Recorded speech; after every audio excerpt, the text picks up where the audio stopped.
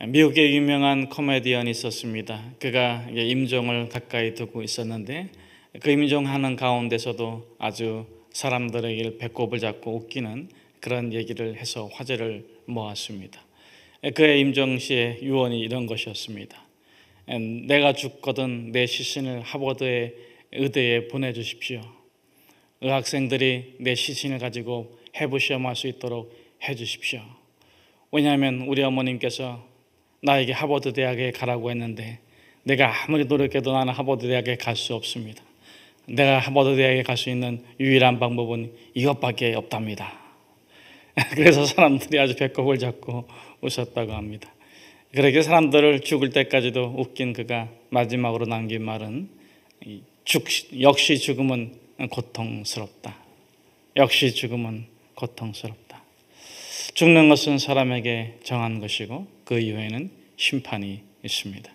사랑하는 여러분, 우리에게는 반드시 심판이 있습니다. 우리가 어떻게 심판을 이기고 자랑하며 승리의 삶을 살아갈 수가 있겠습니까? 1952년 영국 사람 플로렌스 체드윅 여성인데 그가 이렇게 선포합니다. 내가 미국 독립기념일날 카타리나 섬에서 LA 해변까지 수영으로 건너가겠습니다. 그것은 그 당시 큰 화제를 모았고 많은 사람들이 캘리포니아 해변에 모여 있습니다. 과연 플로렌스 체드윅이라는 36세 여성이 카타리나 해변에서 이 16km나 되는 이 LA 해변까지 올 수 있을 것인가? 그런데 그 불가능에 도전했던 그 여인이 저만치서 보입니다. 사람들이 멀리 보이는 한 500여 미터 남겨둔 그 여자를 바라보면서 환호를 보냅니다. 그런데 그 플로렌스 체드윅이 그만 중도에 포기해버리고 말았어요. 그러자 기자들이 해변에 올라온 그녀에게 묻습니다. 왜 포기했습니까? 무엇 때문입니까? 추위 때문이 아닙니다. 피곤 때문이 아니었습니다. 해변에 짙은 안개가 껴서 더 이상 목표를 바라볼 수 없기 때문에 포기하고 말았습니다. 추위 때문이 아니었습니다. 피곤 때문이 아니었습니다. 짙은 안개 때문에 눈에 보이는 목표를 바라볼 수 없어서 포기하고 말았습니다. 한 달 후에 다시 플로렌스 체드윅이 도전했습니다. 그리고 그녀가 역시 짙은 안개가 끼어 있음에도 불구하고 마지막까지 성공했습니다. 그러자 다시 기자들이 물었습니다. 아니 어떻게 성공할 수 있었습니까? 이번에도 지난번처럼 짙은 안개가 끼어 있지 않습니까? 네, 그렇습니다. 그런데 이번에는 제가 마음의 목표를 세웠습니다. 눈에 보이는 목표를 따라 살아갈 때는 안개와 같이 자욱한 그 목표를 가리는 것 때문에 포기해야 했었지만 그러나 마음의 목표를 세우고 살아갈 때는 안개와 또 환난과 위기가 있다 할지라도 우리는 플로렌스 체드윅처럼 마침내 목표에 이를 수 있는 것을 믿습니다. 그러기에 하나님께서는 이스라엘 백성들에게 언약을 주십니다. 하나님이 이스라엘 백성과 맺은 언약은 쌍방간의 언약이 아닙니다. 조건의 언약이 아닙니다. 그것은 일방적인 언약이고 영원한 언약입니다. 일방적인 언약이고 영원한 언약의 특징이 무엇입니까?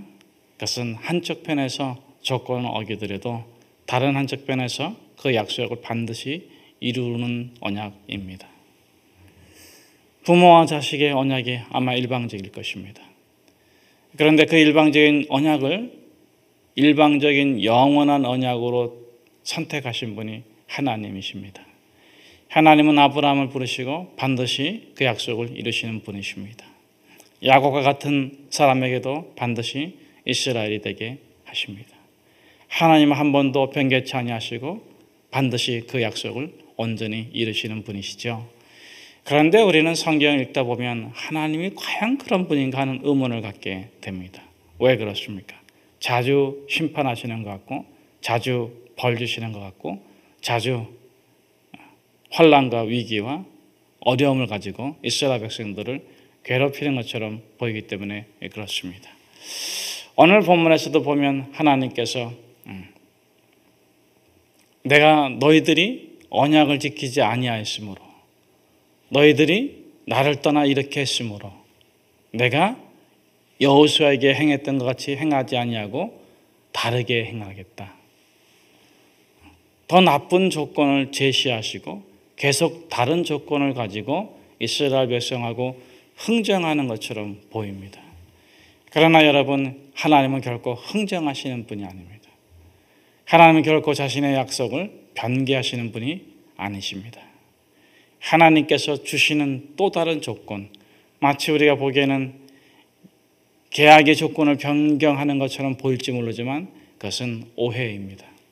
하나님께서는 한 번 한 약속을 다시 바꾸지 않으십니다. 그럼 왜 하나님께서는 또 다른 조건, 또 다른 방안을 제시하시고 때로는 벌까지 주시는 것일까요? 그것은 한 번 하신 영원한 약속을 이끌어가기 위해서 그렇습니다.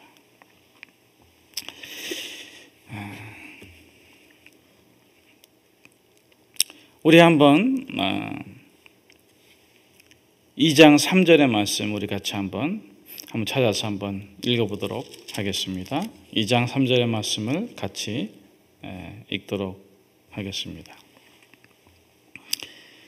네, 우리 2절하고 3절을 같이 한번 읽어보면 1절부터 한번 읽어볼까요? 2장 1절에서부터 3절까지 읽어보면 더 내용이 분명해질 것 같은데 같이 한번 읽어보겠습니다. 여호와의 사자가 길갈에서부터 복임으로 올라와 말하되 내가 너희를 애굽에서 올라오게 하여 내가 너희의 조상들에게 맹세한 땅으로 들어가게 하였으며 또 내가 이르기를 내가 너희와 함께한 언약을 영원히 어기지 아니하리니 너희는 이 땅의 주민과 언약을 맺지 말며 그들의 제단을 헐라 하였거늘 너희가 내 목소리를 듣지 아니하였으니 어찌하여 그리하였느냐. 그러므로 내가 또 말하기를 내가 그들을 너희 앞에서 쫓아내지 아니하리니 그들이 너희 옆구리의 가시가 될 것이며 그들의 신들이 너희의 올무가 되리라 하였노라. 왜 하나님께서 이스라엘 백성들에게 다른 조건을 제시하는 것처럼 보이는가? 그것은 이스라엘 백성이 하나님을 떠났기 때문에 그렇습니다. 그런데 어떻게 떠났습니까? 신속히 떠났습니다.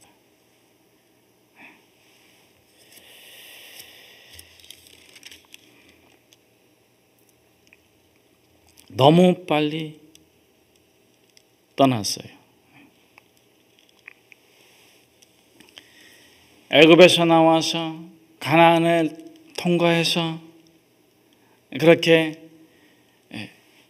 가나안 정복 전쟁을 통해서 하나님이 약속한 그 기업을 자기들이 얻게 되었는데 그런데 이스라엘 백성들이 너무 빨리 그 길에서 떠나게 되었습니다.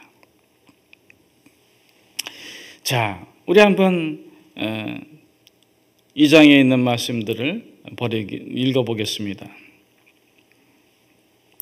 2장 11절 말씀에서부터 우리 한번 15절 말씀까지 같이 한번 함께 읽겠습니다.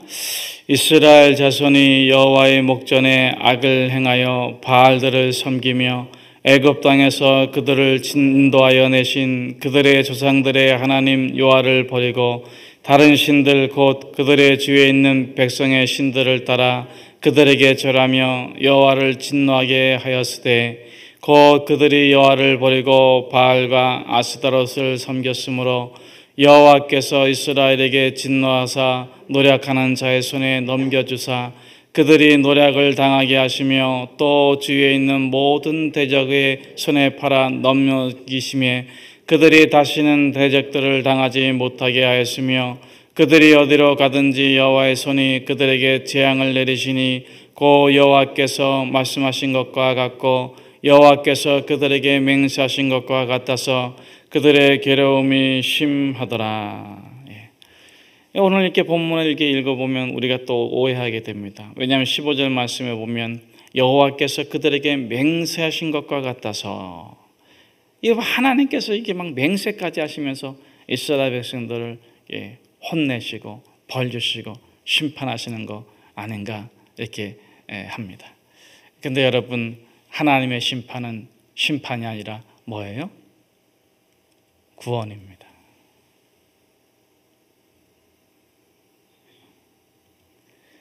하나님은요, 자신이 선택한 백성을 마지막까지 돌이키시기 위해서 노력하세요. 그런데 마지막에까지도 이 백성이 패역하고 마음의 심지가 악하여서 돌이키지 않으면 어떡합니까? 하나님께서 심판해 버리세요. 근데 그 심판은 벌이 아니라 구원입니다.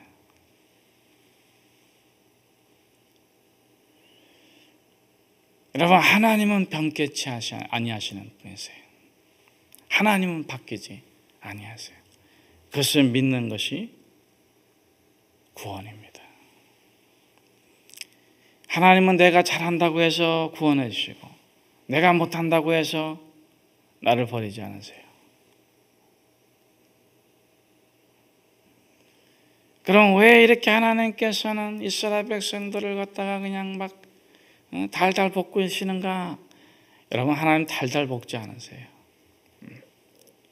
하나님은 눈물을 흘리시면서 어떻게 보면 너무나도 애절하고 처절하게 사랑의 호소를 하시지 달달 볶지 않습니다.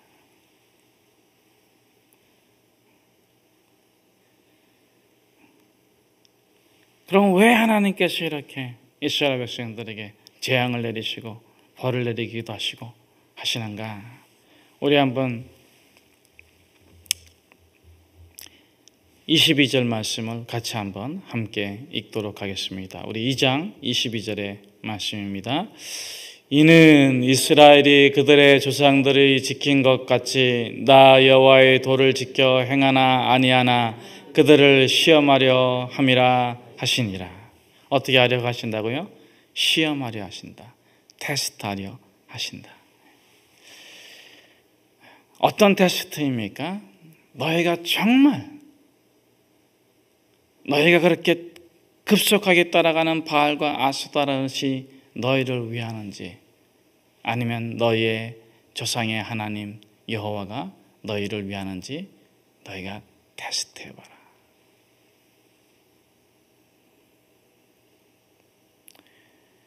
엘리야가 갈멜산에서 바알과 하나님 이름으로 대결했던 것처럼 너희가 정말 한번 대결해봐라. 누가 참신인지 누가 너희를 위하는 것인지 너희가 테스트 해보라. 두 번째 테스트는 무엇입니까? 정말 너희에게 하나님이 축복해 주지 않는지 테스트 해보라. 여러분, 이스라엘 백성들이 왜 가나안 칠족석을 몰아내지 않고 하나님께서는 다 몰아내라 그랬는데 몰아내지 않고 오히려 그 다음 세대에서는 바알의 우상들을 섬기게 됐는지 아십니까? 인간이기 때문에 그래요. 인간의 가장 기본적인 욕망이 무엇입니까? 편하게 살고 싶은 거예요. 잘 살고 싶은 거예요. 청빈한 삶은 좋은 것이지만 가난한 삶은 싫어합니다.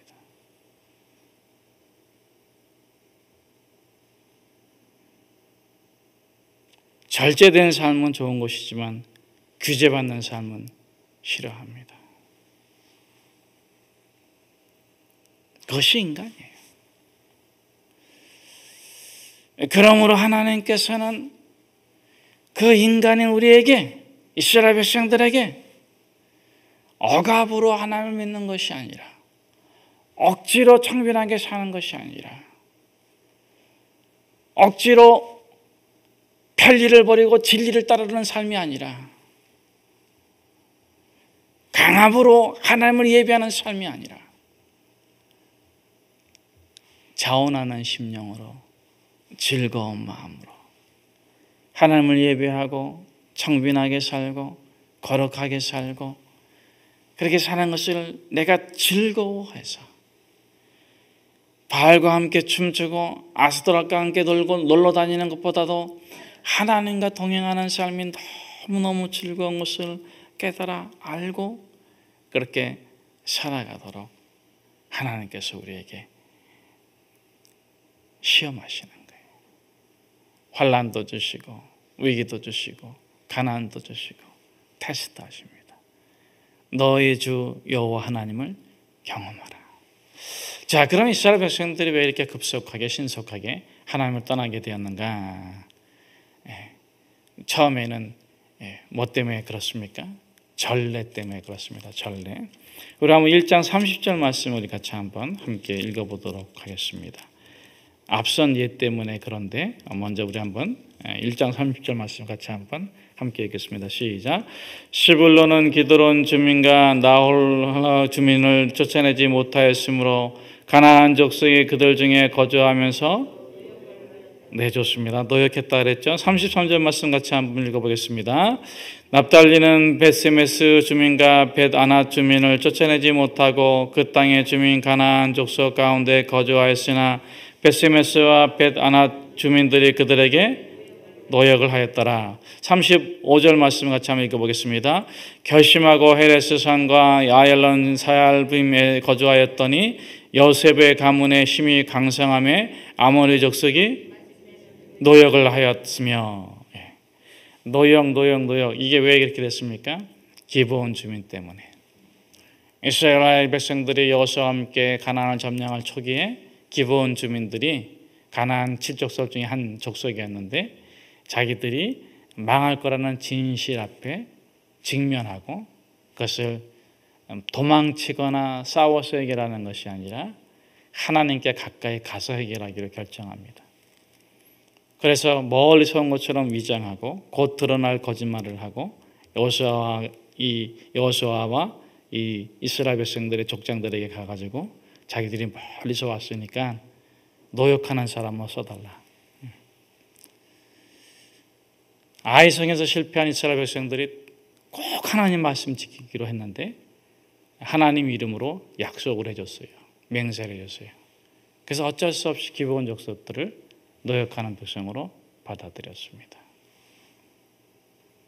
그런데 그 설례가 나쁘게 사용되기 시작합니다. 하나님은 그 이후에 반드시 쫓아내려고 했는데 그 전례를 이용해 가지고 자기들이 쫓아내지 못하는 민족들 또 쫓아내지 아니하려고 그들을 노역으로 씁니다. 35절에서는 아모리 족속이 자손을 산지로 몰아넣고 골짜기로 내려오기를 용납하지 아니했지만 그 약세를 바꿔서 마침내 아모리 족속을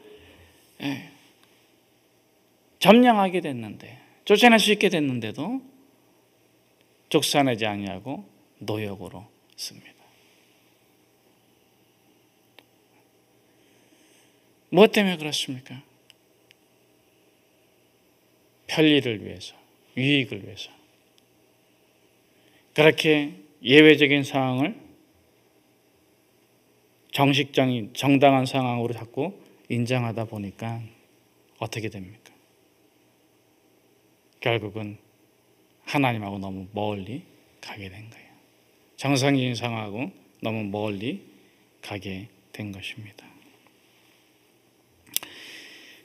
두 번째 결정적인 이유가 있습니다. 우리 한번 2장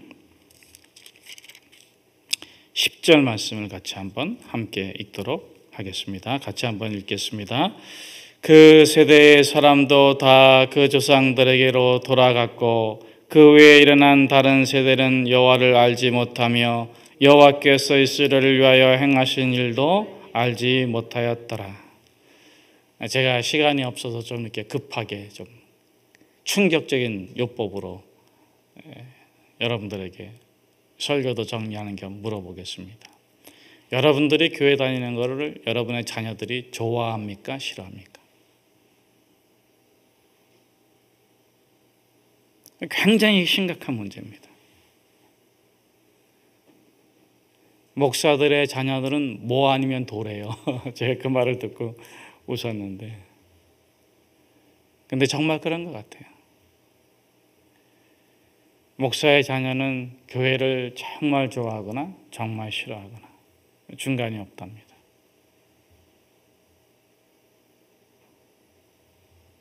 여러분들의 자녀들은 여러분들이 교회 다니는 걸 좋아합니까? 싫어합니까? 이 2장 10절에서 뭘 말하고 있습니까? 왜 그 다음 세대는 하나님을 멀리하고 바알과 아스다롯을 즐거워했는가? 이유는 딱 한 가지입니다. 그의 아버지가, 그의 어머니가 하나님을 즐거워하지 않았기 때문에. 그럼 어떻게 하나님을 예배하고 어떻게 하나님을 섬겼어요? 억지로, 규율 때문에, 강제적으로, 계약 때문에. 여러분, 그래서 예수님께서 이렇게 말씀하시는 거예요. 주 여호와의 신이 너에게 임하시니 갇힘에서 해방을, 억압에서 노임을, 모든 압제와 억지에서 자유함을 누려라.